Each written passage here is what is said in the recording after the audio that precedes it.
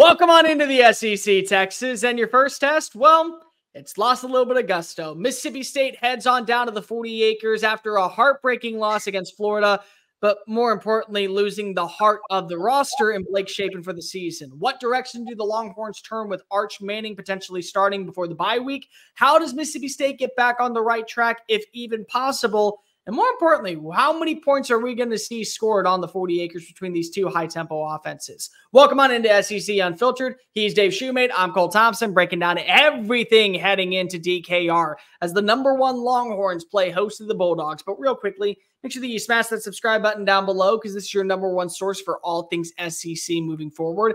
Download the podcast version of the show wherever you get your podcast listening systems. Follow us on the social channels at SEC Unfiltered. Follow Dave on Twitter at Mach10 Sports. Keep up with me at Mr. Cole Thompson and check out all of our great work found at SECUnfiltered.com. This preview is brought to you by our friends over at RHOBACK. Use the promo code SECU at RHOBACK.com for $20 off your first purchase. Look good, feel good this upcoming fall on game days at RHOBACK.com.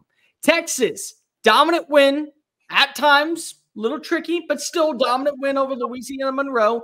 General Booty had to wave the white flag and send the horses on back to Monroe with him.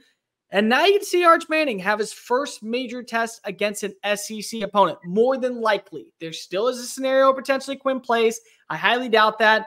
But Dave, let's focus in on Mississippi State because I don't mean to kick a horse while it's down, but they are down bad right now in Starkville. Hey, you won't kick a horse, but you'll kick a bulldog, Uncle. Unfortunately, apparently I'm the most hated man in Starkville these days, and it's only going to keep on rising. I mean, Cole, me and you, again, I'm not going to go long-winded on this one, this specific statement here, but me and you weren't really big fans. We didn't really hide it either. We weren't really big fans of the Jeff Levy hire by Zach Selman initially anyways. To each his own. It's another story for another day. We were high, I think we both were, on the Blake Shapen transfer quarterback. I think you couldn't have got a better transfer quarterback for a stopgap year in your first year if you're Jeff Levy. As you mentioned, that has come to a halt. That has come to a halt. Unfortunately, he will be out for the rest of the season, Blake Shapen. So now you're going to see either Michael Van Buren or Chris Parsons at the quarterback spot. But even just outside of that, there are no strengths on this football team. I hate just being that blunt, but there isn't. I mean, I think our guy Carter Bryant put a great film out talking about the Mississippi State defense. And I was never high on the Coleman Hutzler hire as the defense coordinator. I think this screamed a CAA hire, Jimmy Sexton's agency, where, hey, we helped you get this job at Mississippi State. Jeff, you're going to hire a defense coordinator. It's represented by us. They'd worked at Ole Miss together. There was some kind of familiarity. But go watch at Carter Bryant or at Power Bryant. Does a phenomenal job breaking down. I think LSU, Arkansas did some Mississippi State stuff. There are some run game. There is some stuff run defensively in the run game that Florida was running on the right side of the line. Mississippi State is overloaded on the left side. No one, they got two full gaps. No one is covering these two gaps. I think it was the B and C or A and B gap is what it was. They're stunning to the opposite side of where the run game's going. And it's just a jailhouse break house, dude. I mean, they could score from they didn't score, but he got like a 25, 30-yard gain. It's just schematically, I mean, personnel-wise, they're not great, but schematically, it's like 101 stuff. I mean, they're setting their players, their limited players from a personnel standpoint up for failure. It's bad. They're a bad defensive team, fundamentally, scheme-wise, and just personnel-wise, just not a good football team right now. I mean, it's up there in that conversation with 2019 Arkansas is one of the worst teams, I think, in the SEC in the last 20 years. I mean, I think Mississippi State fans would tell you that. Let's pump the brakes just a little bit. We want to keep some morale high. It's very hard these days in Starkville, but let's just call a spade until proven otherwise that happens. But I will say the one positive I will take away from anything that we saw against Florida, and again, let's go ahead and call a spade. It's Florida. You saw how a guy like Marcel Reed looked a week later against Bowling Green's defense. He found a run game, a very limited run game, but you still found a run game. Johnny Daniels scored a touchdown. Davin Booth scored a touchdown. Kevon Lee averaged 6.5 yards per play. And with Michael Van Buren coming out in as quarterback, trying to build those relationships with Kevin Coleman, Kelly Akari, you're going to have to trust what will be a ground and pound attack moving forward. So for me, the problem is that when kicking a Bulldog while it's down, we saw what the passing could be in one half of a Jeff Levy offense. For a Levy offense to work according to plan, you need to have a stable run game that can set up the vertical pass down the field. You have the vertical pass in Shapen. I don't know if you have that in Van Buren, but you did see last week the running game be better than it was in the first 4 games all combined. So that's a win. It also was Texas's defense. And Texas defense, regardless of losing Devondre Sweat, regardless of losing Byron Murphy, they still are one of the finest when it comes to setting a tone and a standard in SEC play against the run. No, 100%. I'm glad you could say something positive about Mississippi State. But you're right. From a Texas standpoint, they looked as impressive as anybody in the first 4 weeks of the season. I mean, they're right up there. I think them, Tennessee, Ohio State have looked just as good. Ole Miss have looked as good as anybody. Just really haven't seen any real holes yet.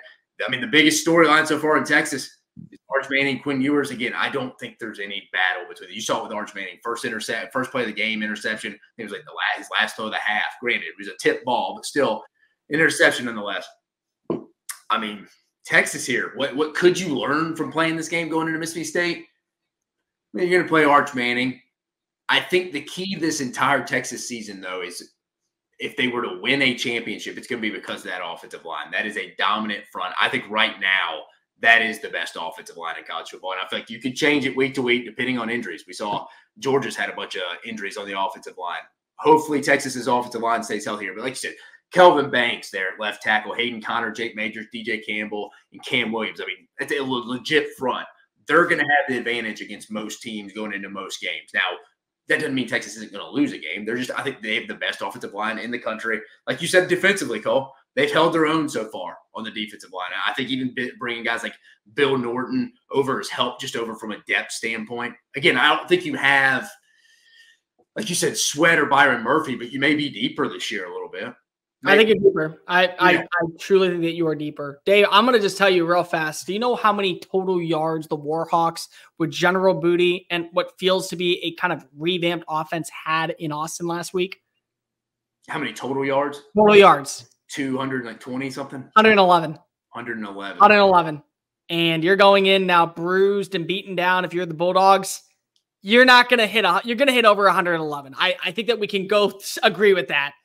But I'm not holding my breath to say that this is going to be a 400-yard game. What I will say, though, is that for Texas, welcome to the SEC. This is what you've been preparing for. Yes, it is against Mississippi State. Certainly, you're going to have tougher competition on the horizon. Georgia, Texas A&M. You got to go travel to Arkansas. Who the hell knows what we're going to see out from the Razorbacks at this point? They probably are the most unknown team in college football. But it is about studying a standard. You still need to show the rest of the conference what you are compared to years past. You need to show that this is an SEC team in the making and not an SEC team that just arrived because of the branding. So it is important to come out with a strong start. What I'm going to be looking for in this game, especially, how do you continue to take the pressure off of Arch Manning? Because I've already said this before. I believe that Arch Manning is good enough to win you multiple SEC games. He can beat Vanderbilt. He can beat Mississippi State. I think that if he plays up to the level of competition, he can beat Kentucky. I think he can go travel on the road and beat Arkansas. It may be a close call, but he can beat Arkansas.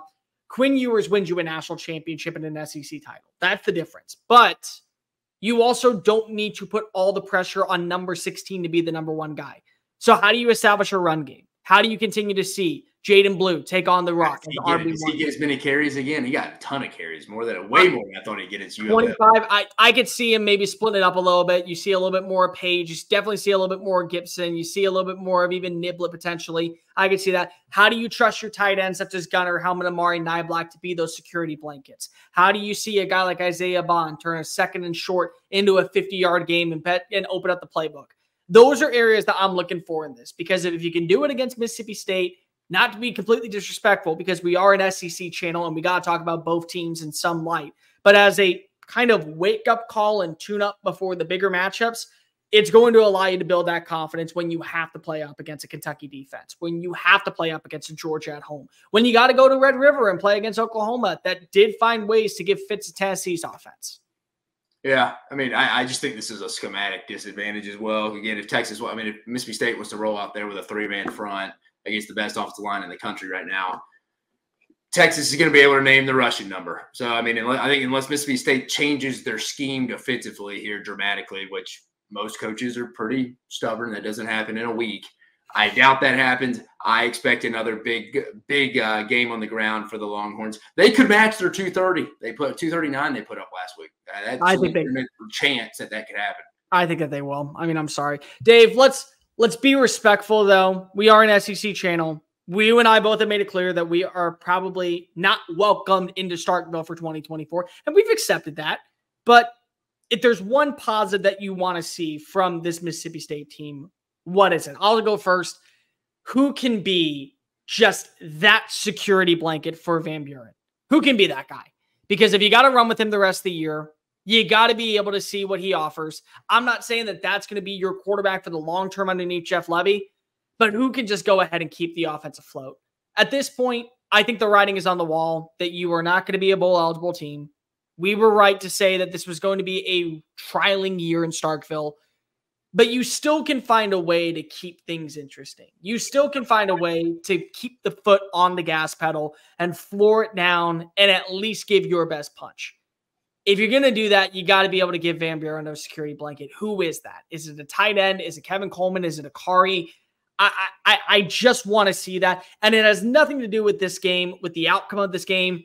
It really has everything to do with the games moving forward. If you're Mississippi State and you're just trying to say that you can get a punch to somebody, is it against Texas A&M?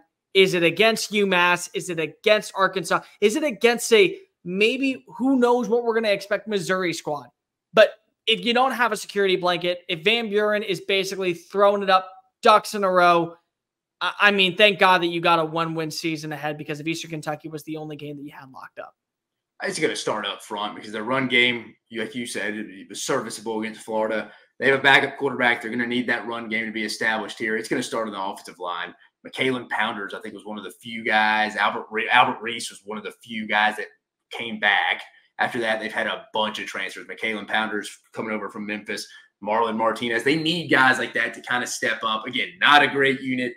Maybe Texas is a little more beat up than we think or something. They can have a better day. I don't truly believe that, but I do think that's their best opportunity. They got to get something going on that offensive line, because it doesn't matter if Michael Van Buren's dropping back. He's going to get hit. It doesn't matter if the run game. It doesn't matter if the offensive line doesn't play. The run game's not going to get going. I think the defense is what it is. They're not changing their scheme, so I'm going to go with the offensive line there. Dave, before we get on out of here, Texas, just how quickly can you put this thing out of reach? And I'm not trying to be disrespectful. What I'm more so just saying is, you're calling a spade a spade. Honestly, for me, can you continue what you've done against competition like ULM, like UTSA, like Colorado State, against an SEC opponent? Because regardless, that SEC brand means something. This is what you signed up for. You want to play against whoever it is. Faceless competition. Can you treat it that way? Because if you can do so against Mississippi State, and I'm, again, just being completely honest here, it has everything to do with the fact that it is the SEC branding. If you can do so against Mississippi State with, again, your backups looking like they are true starters, this game's going to be out of reach very quickly. Can you keep that momentum on offense? Can you see the defense? Whoever it is, Colin Simon's coming off of the edge. If it's Trey Moore, if it's Bill Norton coming up the middle, if it's a guy like Ant Hill making highlight grabs and interceptions to create turnovers inside the red zone. Yeah, that's all I'm looking for at this point. Yeah. No, you giving your prediction after that one? No, is there anything that you want to see? No, I mean, I just think you're right. It's faceless opponent. I think Texas just needs to come in and act like this is the next opponent.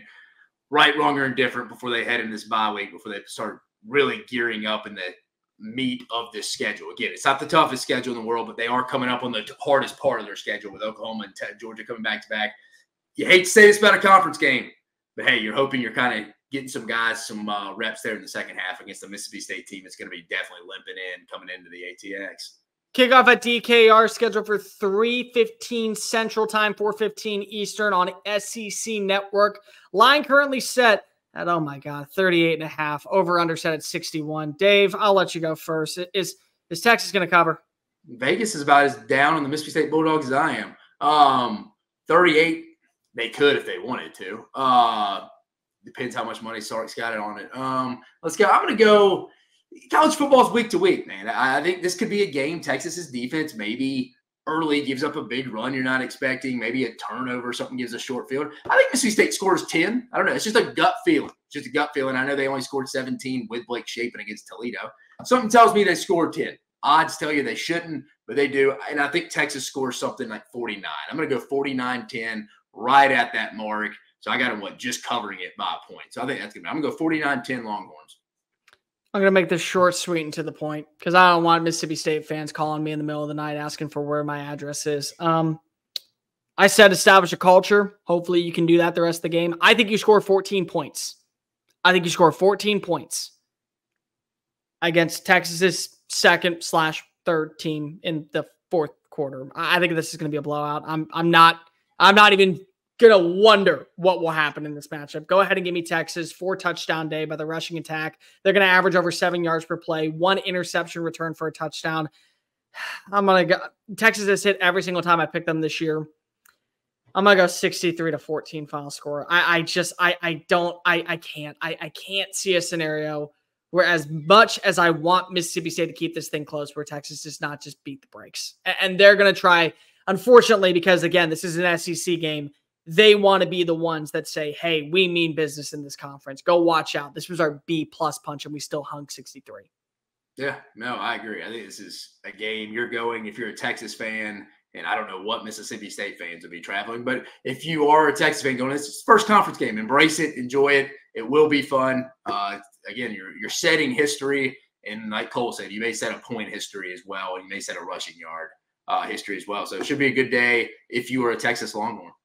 Arch Manning, not Blake Shapen. Jeff Levy, welcome on back to facing off against the team in Austin. Like, rate, review, subscribe. Let us know in the comment section down below your score prediction.